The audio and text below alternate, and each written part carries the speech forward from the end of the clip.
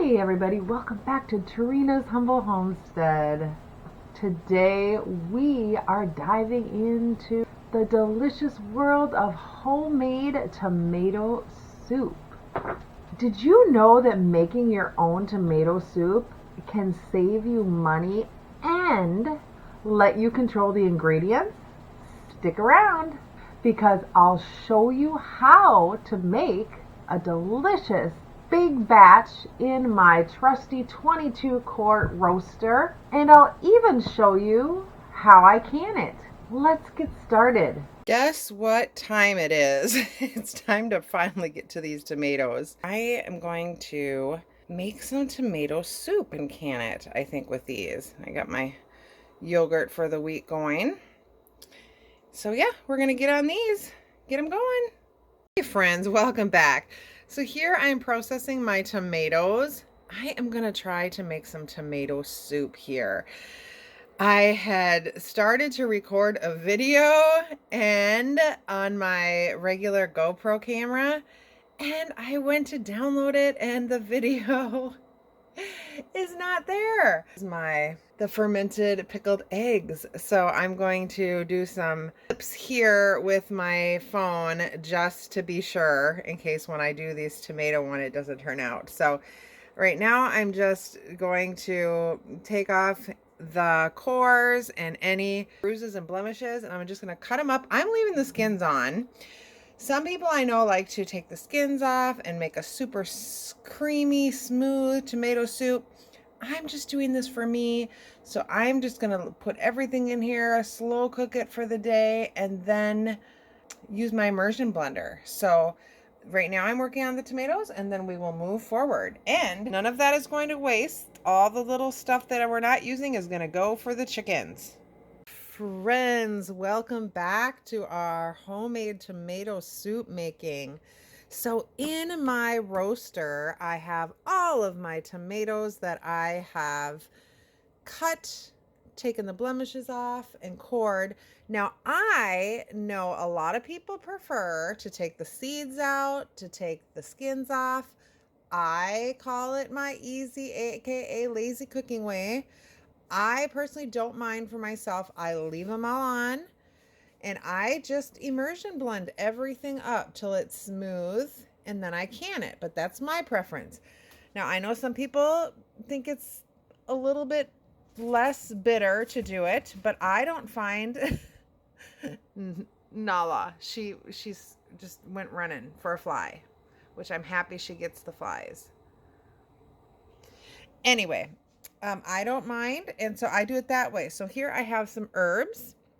I have some basil, parsley. I put just a tiny bit of rosemary in there. And what else did I put in there?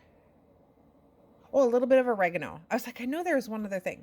Put some garlic, some onion, some celery, and I had one green pepper. This was not in the recipe, but I had one that I need to use it up. So guess what? I threw it in there.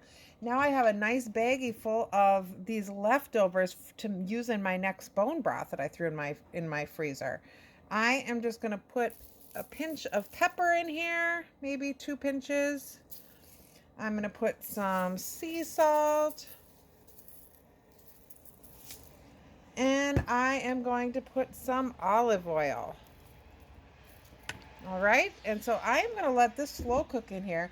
I'm going to put, it does call also for about a half a cup of white sugar. I do have some white organic sugar. I'm going to put maybe like about a tablespoon to 2 tablespoons in there just to kind of cut the acidity a little bit. I don't really need a lot of sugar in mine. I know some people don't put any sugar, but I'm just going to put a couple tablespoons in there.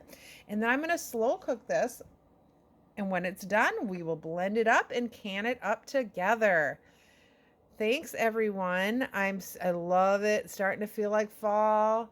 So it's kind of getting me in the mood for the cooking. So yay. All right, here we go. Let's move on. Here is what my soup looks like cooked down. I'm going to try the immersion blender and see how smooth I can get it with that. If not, then I'm going to pour it in the blender or the food processor and see what I can do with that. And then we will get it ready for canning. All right, let's blend it up. So I have decided to go with the food processor. I'm going to give it a little taste here. Oh my goodness, it's so good, you guys. Now, I could add a little more salt here at this time, but I think I'm going to can it just the way it is. I've got my jars ready. I'm going to do all regular jars, and I'm going to use my 4-jar canning lids.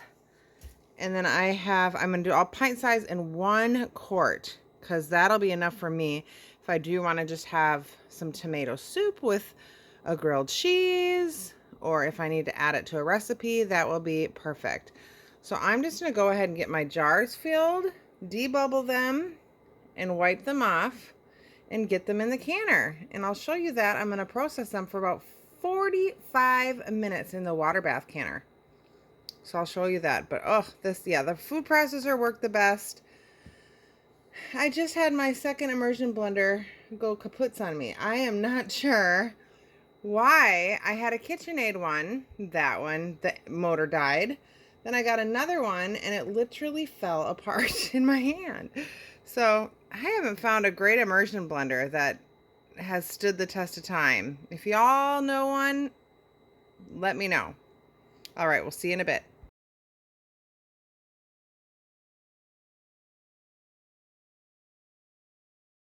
That tomato soup was amazing. Thank you so much for sticking around, and I hope that you guys will try to make your homemade tomato soup.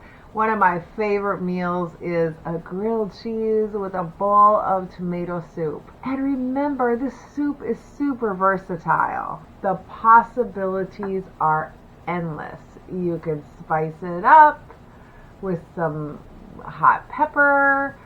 You can add some cream or milk to it when you're heating it up. Add croutons on it, cheese, Parmesan cheese.